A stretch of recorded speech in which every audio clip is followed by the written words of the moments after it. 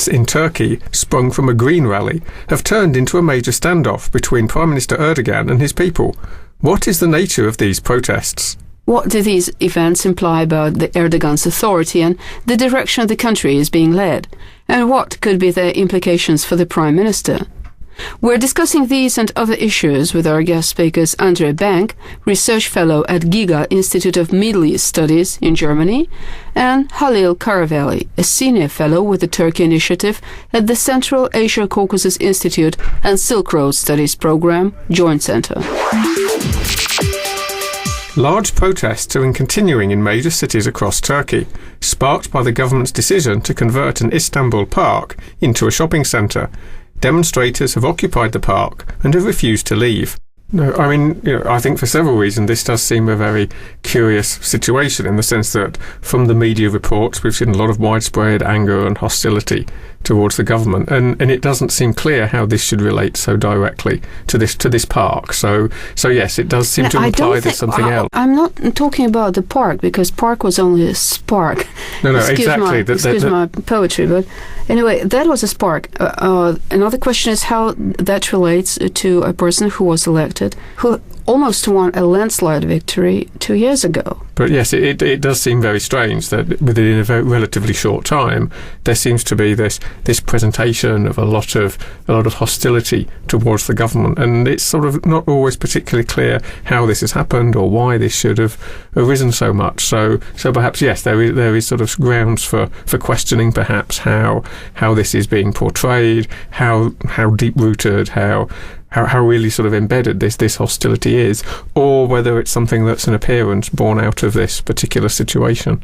Well, which means that we're coming down to a very simple question of what is the nature of those protests. And that was a question I put to our guest speaker Halil Karavelli, a Senior Fellow with the Turkey Initiative at the Central Asia and Caucasus Institute and Silk Road Studies Program Joint Center. First of all, Erdogan didn't see this coming.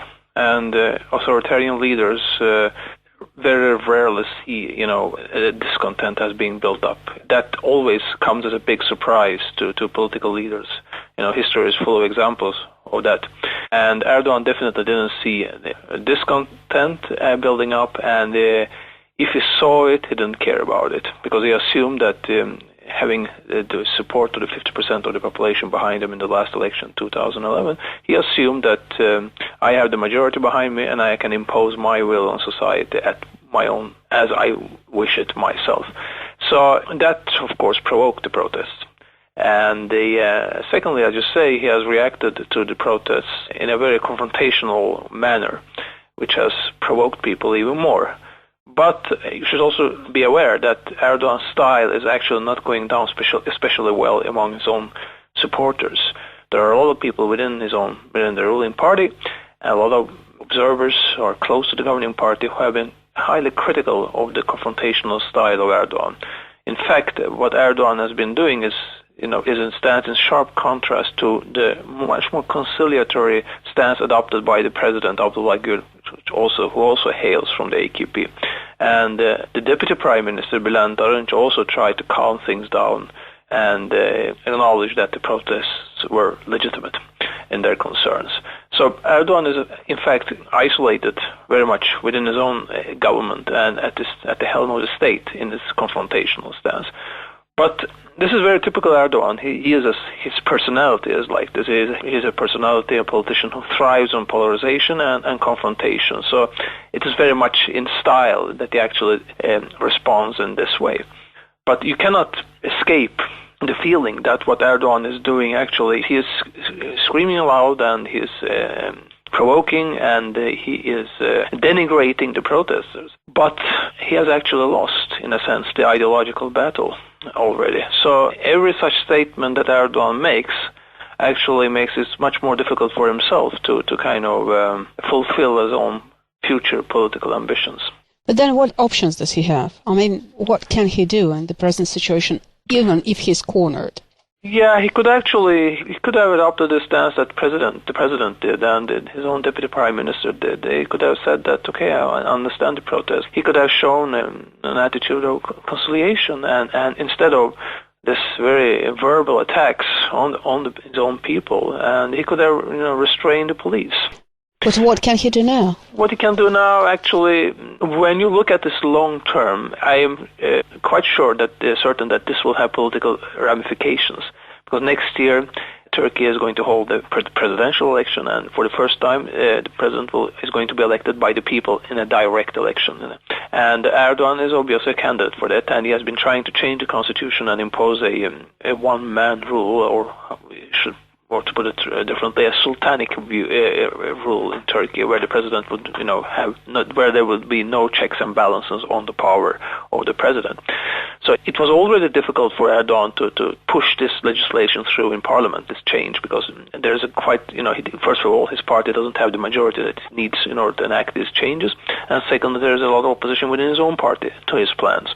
And so it will become much more difficult for Erdogan to realize this, to change the constitution in this way.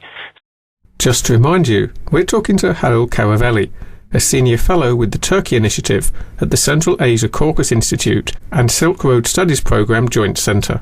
Secondly, I think that this crisis has definitely strengthened the position of President Abdullah Gül. And Gül and Erdogan are already, there's already a very undeclared rivalry between the president and the prime minister.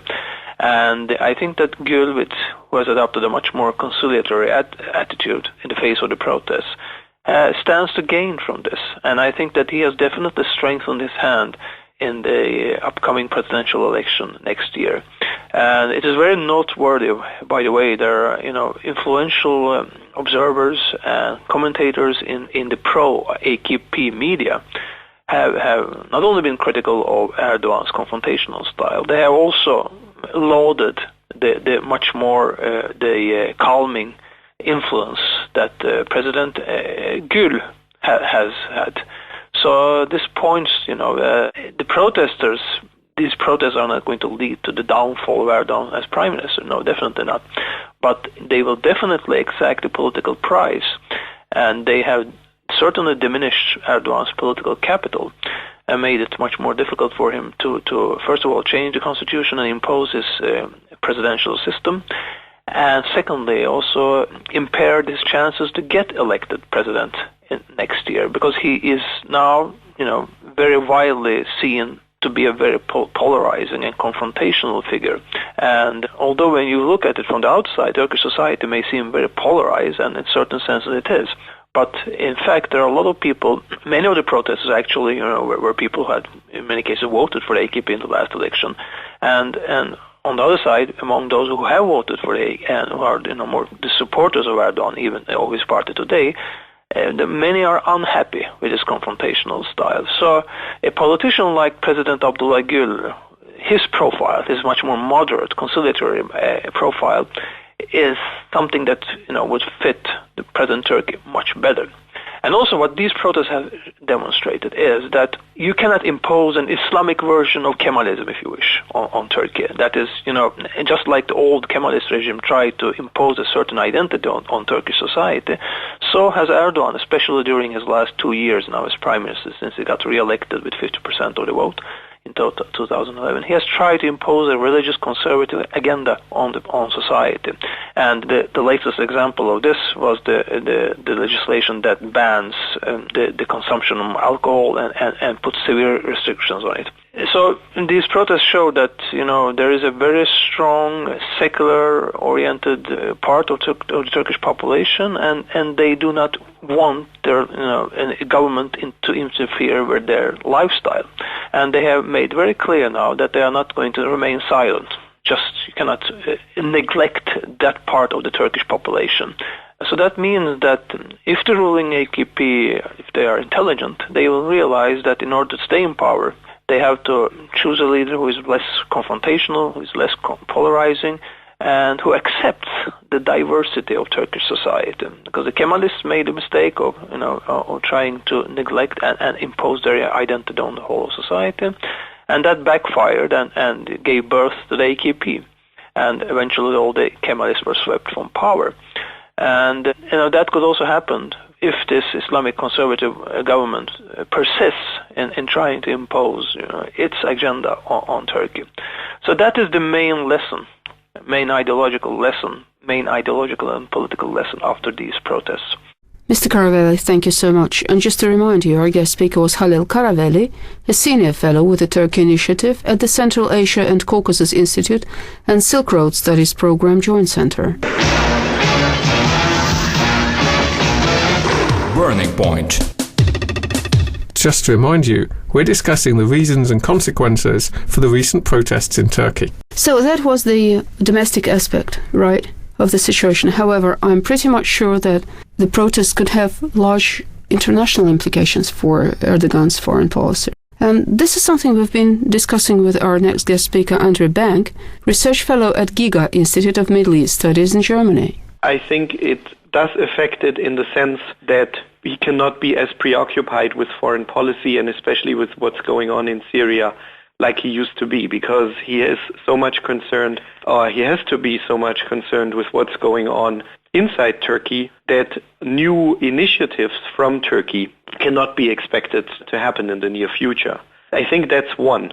And that would mean, especially when looking ahead at the Geneva II conference for Syria, that sometimes it was discussed that the Turkish government might play a very crucial role here, especially in leading the camp that's on the side of the Syrian opposition, and then potentially later on, if some kind of ceasefire could be worked on, that there would be a big Turkish role.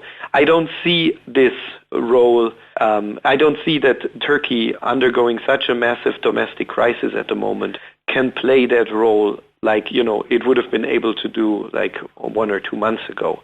So that's one thing where I see a limitation of the Turkish government's role in vis-à-vis Syria or vis-à-vis the foreign policy. The second thing regards, and that's very much connected with Syria, again, is the issue of the Kurds. There has been a rapprochement between the Turkish government and the PKK inside Turkey, and some PKK fighters have gradually started to withdraw from the southeastern Turkey into northern Iraq, and in a gradual kind of process of demilitarization, or at least of, something of a rapprochement. Now it seems, and there are indications coming out of the protests in Istanbul and in the other cities, that it might also, this whole situation now might also lead, I'm not saying immediately to the end of that initial steps of the peace process, but at least of a freezing of it, because other things, domestic issues, come to the forefront again. And that's really how to tackle this massive domestic crisis for the AKP government. A month ago, Mr. Erdogan was traveling to Washington and met Mr. Obama. That's right.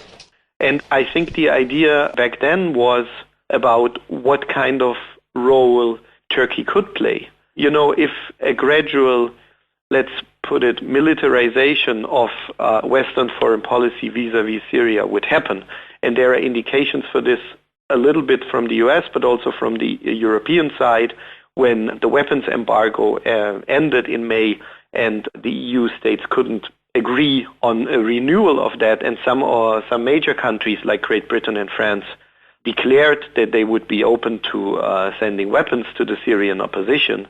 In this whole context, of course, Turkey's role was discussed, and there is still lingering questions if the Geneva II conference about establishing some kind of end of mass violence, some kind of ceasefire situation, if that fails, and there are many, many indications why it will fail, I think, again, the discussions about pressure from the US, pressure from NATO on the NATO member Turkey to play a bigger role in northern Syria in particular will again come back. But again, 1 month ago when Erdogan was in Washington, the domestic situation in Turkey was quite different. So again, what we see right now, the protests around the Gezi Park and other parts of Turkey, and the way the Erdogan government goes about dealing with those protests, I think indicate a very strong, massive domestic crisis.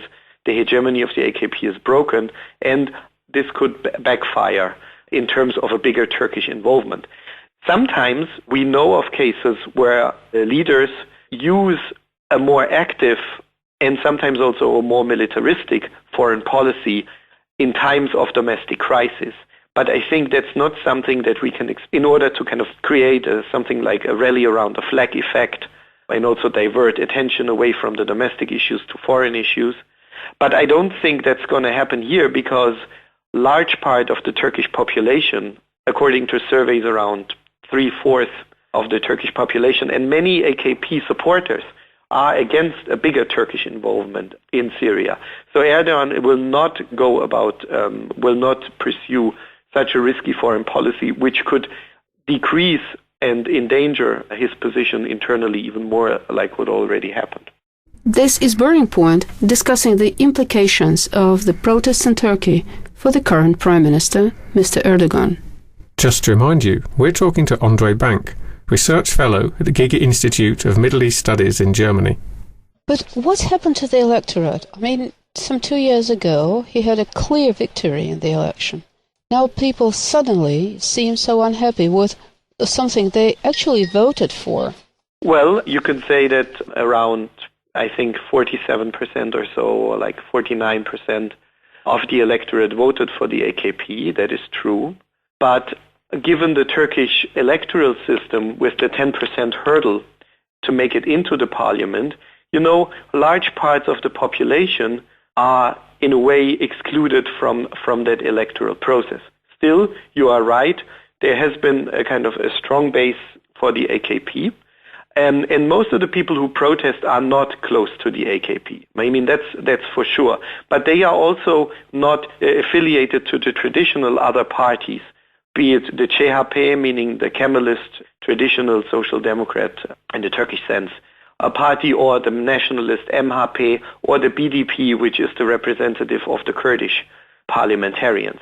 Most of the people who seem to be on the protests are those who definitely did not elect Erdogan in 2011 and who might not have elected any of these parties that traditionally make up the Turkish party system. So I think what we have here is in the beginning, and still to a large extent, a social movement that is kind of outside of this party logic. Still, now when the protests increased, some of these opposition parties, CHP, MHP, but also the Kurds, try to make inroads, and you could see the flags of these parties at the demonstrations also. But they still seem to be on the side. So I think that's one explanation why you cannot draw an exact line from the electoral victory 2011 to what we see now 2 years later. It's different people, and they have been politicized, and they have rather been silent and kind of depoliticized before. So there's a repoliticization of some parts of the Turkish population, and that's new. But also, some AKP people have been frustrated over the past 2 years by the way, especially by the autocratic and by quite a number of Turkish supporters even of Erdogan being considered his authoritarian and also arrogant tendencies. Plus, he has not really delivered as much as he's promised in terms of job creation and so on. Yeah, the economic figures in Turkey are still quite impressive, especially when you look at the period from 2002 until now in terms of economic growth. But there is a big problem in terms of the gap between the rich and poor, and his social policy has largely failed. And slowly but gradually, there is a crisis mood emerging, which for some reason he doesn't seem to be aware of, or at least in his old discourse, he doesn't seem to really address these issues, because he goes about really developing all these megalomanious projects like the third bridge over the Bosphorus, the third airport in Istanbul, and all kinds of energy projects in different parts of the country, where the aim is really to make Turkey really a big leading economic country in the world. But at the same time, it really comes at a cost. And this cost is more and more felt by large parts of the population, also by the urban population, by the well-educated population, people who don't find jobs. And there is a deep sense of frustration that comes along with this, and that's also a little bit the backbone. It's those kind of people and those kind of economic structures, combined with the perceived authoritarian tendencies of Erdogan, that make up the structural background reasons for the recent protests. Isn't it amazing? I mean, the evolution of Mr. Erdogan. So he transformed from something like what was generally seen as a model of moderate political Islam, and all of a sudden, in a matter of years, he gradually turns into someone described as a dictator. Well, I think both portrayals have been somewhat cliché, and as I think there has been a lot of myth-making and clichéism about Turkey and the AKP and Turkey in general. But you had positive clichés and now more negative clichés coming out. On the positive cliché side, when you look at the history, there's this idea that the AKP in a very creatively combines economic success with political party pluralism and a moderate Islam and being proud and independent, at the same time a NATO member, and combining, this bridge between Europe and the West and the Middle East and good relations with Russia and this triangle position. And I think that is also a myth, because that was already a myth in the past, because in many ways it was not really the bridge to the Middle East. Economically, it was, even though it looked more towards the Middle East and they made some business deals there, it was primarily oriented towards Europe economically and in terms of energy cooperation, Russia and Iran, but not the Arab countries so much. This didn't really change. In terms of moderate Islam, yes, of course, it is a moderate Islam compared to more radical versions, but there has been an attempt to Islamicize Turkish society, a populist attempt that came out more and more recently, and that people also go about protesting with these public kissings, the public drinking of alcohol, and so on.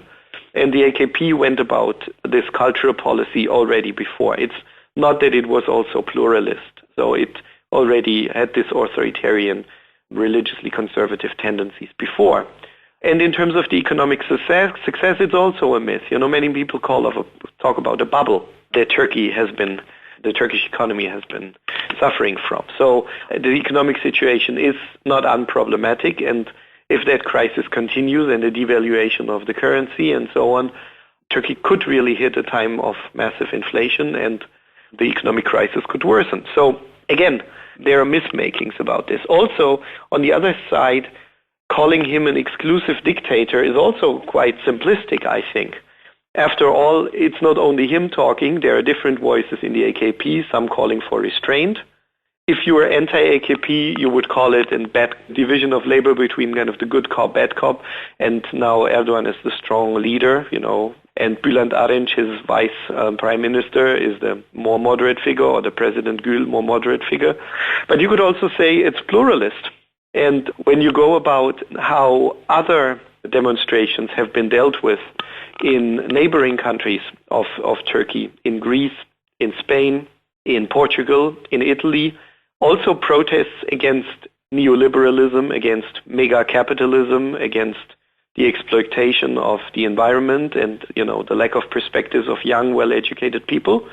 I mean, you'd also see massive police violence. In that sense, he has dictatorial or authoritarian tendencies, but I would say he had them before. So I think both portrayals, the nice Turkey, let's put it simply, or the bad Turkey, or the good Erdogan and the bad Erdogan, has never been really true. Well, thank you so much. And just to remind you, our guest speaker was Andrea Bank, Research Fellow at Giga Institute of Middle East Studies in Germany. And now we end this